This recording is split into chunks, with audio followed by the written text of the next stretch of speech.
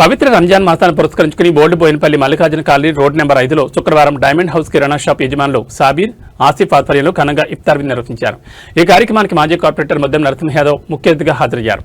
ఈ సందర్భంగా ముస్లిం సోదరులు ప్రత్యేక ప్రార్థనలు నిర్వహించి ఉపవాస దీక్ష విరమించి ఇఫ్తార్ విందులో పాల్గొన్నారు. కార్యక్రమంలో బోయినపల్లి వ్యవసాయ మార్కెట్ మాజీ చైర్మన్ నరేంద్ర గౌడ్, టీపీసీసీ అధ్యక్షుడు దండుగుల యాదగిరి, బీఆర్ఎస్ మాజీ కౌన్సిలర్ మక్కల నరసింగారావు, 262 డివిజన్ అధ్యక్షులు ఇర్ఫాన్, స్కైలాబ్, షాహీన్సా తదితరులు పాల్గొన్నారు. అతిథులు మాట్లాడుతూ రంజాన్ మాసం శాంతి, సౌభ్రాతృత్వం, పరస్పర సహకారానికి ప్రతీకని పేర్కొన్నారు. ఈ పవిత్ర మాసంలో నిర్వహించే ఇఫ్తార్ విందులో సమాజంలో ఐక్యతను పెంపొందిస్తాయని అన్నారు. ఈ కార్యక్రమంలో స్థానిక ప్రజాప్రతినిధులు, ముస్లిం సోదరులు, కాలనీ ప్రజలు పెద్ద సంఖ్యలో పాల్గొన్నారు.